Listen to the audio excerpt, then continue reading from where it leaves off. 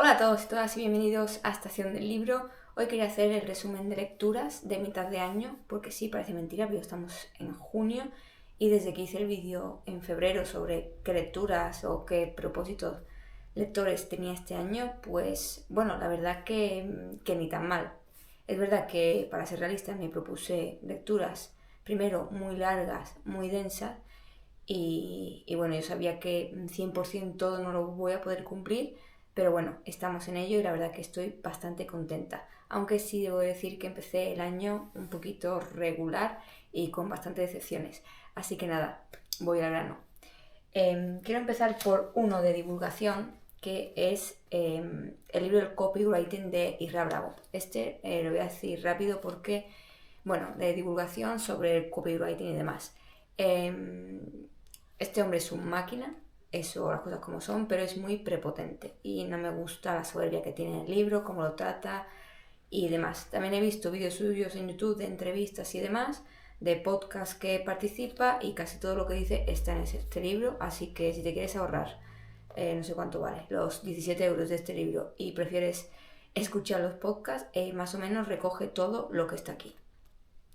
Así de claro. Tampoco he aprendido nada nuevo en este libro que no diga en el podcast, con lo cual lo pasamos rápido. Otra divulgación que me gusta mucho es un autor que me gusta mucho y que tengo casi todos sus libros porque aparte de leer por gusto, me gusta mucho aprender. Y una de las cosas que más me gusta y que más me interesa es la historia. Y siempre escojo en primer lugar a Juan Eslava Galán para adentrarme en ciertos momentos históricos, ¿no? Leí la Primera Guerra Mundial contada para escépticos, me encantó, bueno, y alguno que otro, y la verdad por cómo transmite, por la forma tan amena y tan dinámica de contar las cosas, y además se centra en lo importante, ¿no? Va al grano, a lo que ha sido más importante y lo más relevante de la historia. Me leí una historia de la Guerra Civil que no va a gustar a nadie, porque es importante, o al menos eso pienso yo, ir conociendo lo que pasó aquí en España. Es un tema que me encanta, que me conmueve muchísimo y que crea saber cosas, y al leer este libro me he dado cuenta de que realmente no sabía nada. Y nada, me ha encantado. Tiene una segunda parte que son, creo que, los años del miedo, es decir, la represión y demás, que tengo muchísimas ganas de leerlo y próximamente seguro que sea mi próxima lectura. Así que Juan Eslava Galán, uno de mis autores favoritos, puede a veces no estar de acuerdo con él porque suele ser neutro, pasa que tiene algunos comentarios un poco subjetivos y demás, y puede que alguna persona no siente bien lo que diga y demás, que ahí lo entiendo, pero suele ser un autor, ya os digo, que me gusta muchísimo por eso, ¿no? Por la forma en la que escribe, en que desarrolla los hechos, cómo te lo cuenta y que va a lo que va. Junto con a la par, porque me gusta mucho complementar historia, es decir, si me estoy leyendo un libro histórico de X, me gusta complementarlo con alguno de divulgación que hable de tal. Pues a veces me puede resultar un poco lioso, pero me ayuda a entender un poco el contexto histórico de la novela y aparte de aprender. En este caso no ha sido tan complementario, pero bueno, sí ayuda porque tocaba el mismo tema, y es que he empezado a leer el episodio de Una guerra interminable de Almudena Grandes. Este es el primer libro que publicó sobre estos episodios, y es Inés y la alegría, aunque los podéis leer independiente, solo que por lo que he escuchado y demás es que algunos personajes de estos libros a lo mejor pues salen en lo siguiente, entonces como para disfrutarlos más es mejor leerlos en orden. Y bueno, esto se centra en la invasión del Valle de Arán en 1944 y nos deja ver un poco personajes que no son de ficción, personajes reales como son Carmen de Pedro, Jesús Monzón, La Pasionaria, etc., junto con los personajes que crea la autora. Y más que episodios de una guerra interminable, deberían ser episodios olvidados de una guerra interminable, porque al menos este de aquí es un episodio que tanto comunistas como franquistas han querido omitir, y se habla poco de lo que pasó, ¿no? De esta invasión que hubo.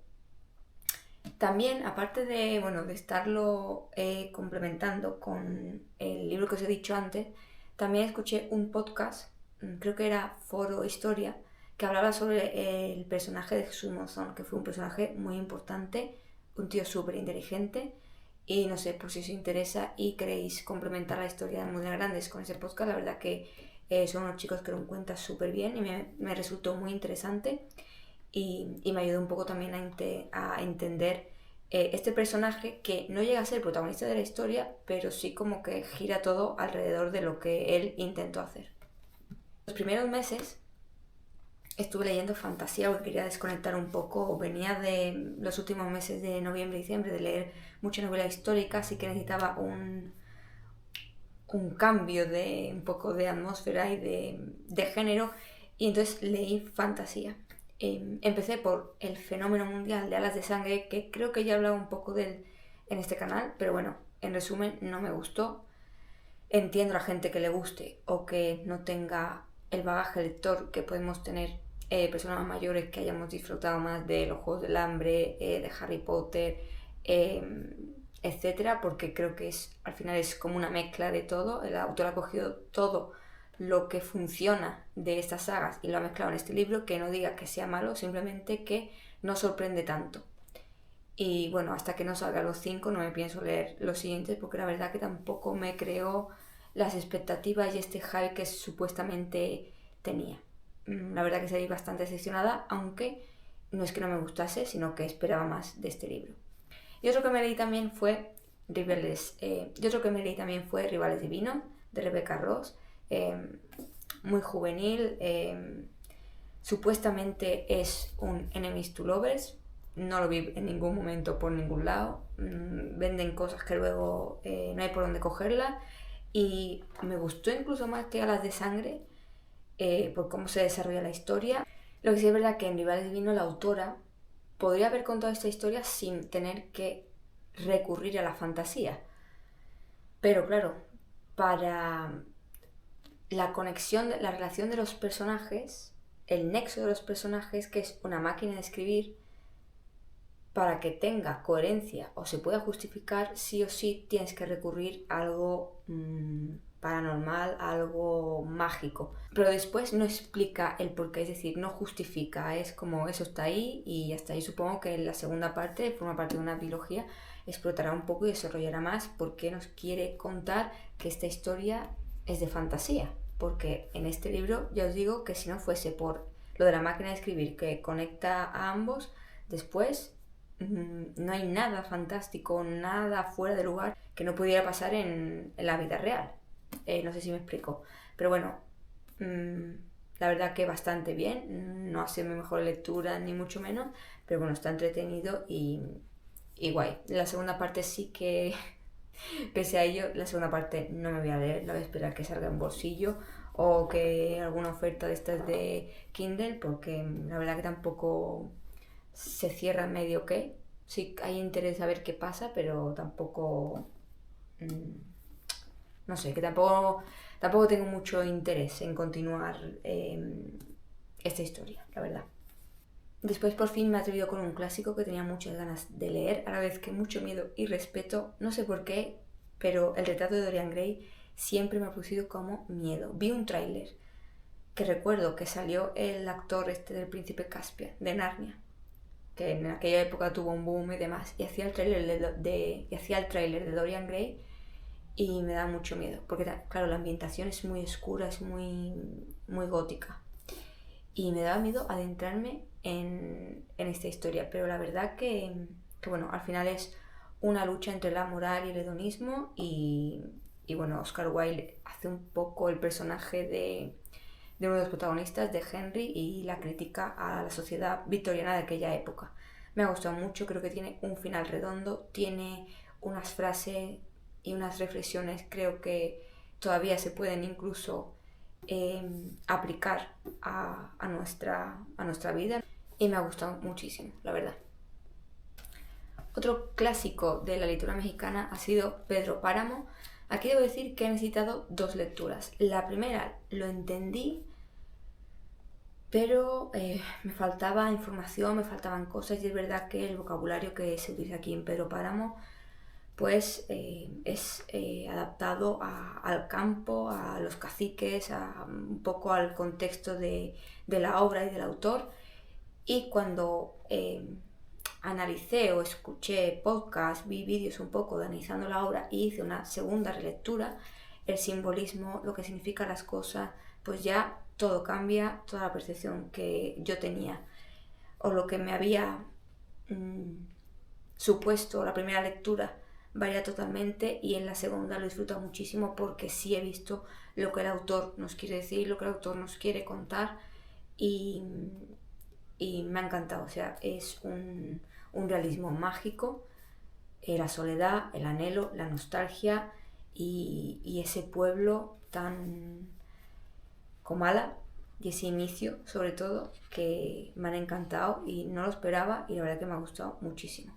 Y por último, también leí, porque estaba también, que qué chulo, que qué thriller más guay, bla, bla, bla, bla, La asistenta. Bueno, tengo un short de estos de YouTube hechos por aquí, que hablo un poco de ello, y la verdad que bastante decepcionada con esta lectura, porque todo se resuelve al final así muy deprisa. No entiendo lo que hace la protagonista. No sé cómo no huye antes, no entiendo las acciones. Entonces, y esperaba más, porque al menos cuando tú te lees la contraportada parece una cosa y después realmente es otra. Decepción total. No sé por qué ha tenido tanto éxito, no lo entiendo, no lo logro comprender. Tiene una segunda parte que salió en mayo, no la pienso leer, a no ser también que salga eso en Kindle o que tenga AMD por... no sé, porque después es verdad que tiene muy buenas reseñas. Da igual donde lo mires, que tiene muy buenas reseñas. Sobre todo el segundo, que creo que ganó en Goodreads, creo que ganó de los mejores thrillers de 2024. Pero el primero, por lo menos, a mí me ha decepcionado bastante. El que no lo ha hecho y nunca había leído nada sobre ella es Agatha Christie con El asesinato de Roger Ackroyd. Genial, o sea, muy poquitas páginas, un caso coherente que te tiene intrigado, de fácil lectura, ameno, dinámico, y no sé, el personaje de Poirot me encanta, y así como que no me esperaba, obviamente, no me esperaba para nada, porque te hace sospechar de todos, de todos, de todos. Me recuerda mucho a Puñales por la espalda, si habéis visto la película. Pues prácticamente, no igual obviamente, no tiene el mismo desenlace ni mucho menos, pero sí un poco la estructura, ¿no? De que te hace sospechar de todo el mundo. Y genial, o sea, Agatha Christie me ha gustado mucho. Este es el primero y pienso leerme muchos más, porque desbloqueo otro de los propósitos de este año, que es leer más Agatha Christie, porque sí, cuando los clásicos tienen y perduran tanto en el tiempo y a la gente les gusta pese a los años, es porque algo tienen, y no sé por qué no había leído a La reina del misterio y la intriga, así que a ver siguiente mes cuál leo. Y hasta aquí las lecturas de esta mitad de año. Ya os digo que empecé, sobre todo porque empecé con el copyright, con Rivales Divinos, con Alas de Sangre, La asistenta. O sea, esos 4 fueron mis primeras 4 lecturas, y fueron, digo, es que no encuentro un libro. No me gusta poner lo de 5 estrellas ni darle puntuación, pero un libro que me llene, que diga, bueno, hostia, un libro que me llene, que diga, joder, qué guay, cómo lo he disfrutado, qué buena lectura. No, estaba viendo que iba cada vez decadencia. Menos mal que remonto, con Almudena Grande sobre todo, y ya con Dorian Gray y todos los demás, que me han salvado un poco esta mitad de medio año. Si no, no sé qué hubiese sido de mí, porque me estaba desmotivando. Digo, es que no sé ya ni qué leer, ni qué género, porque me están decepcionando casi todo lo que estoy leyendo. Y hasta aquí el vídeo de hoy. A ver cómo paso estos meses de lectura. Tengo muchos pendientes. Y bueno, en el próximo vídeo espero enseñaros qué quiero leer o qué pretendo leer, porque voy cambiando en función un poco del humor o de cómo me vaya sintiendo. Y nada, muchas gracias por el vídeo, espero que hayáis tenido muy buenas lecturas también, y gracias por acompañarme. Nos vemos en el próximo.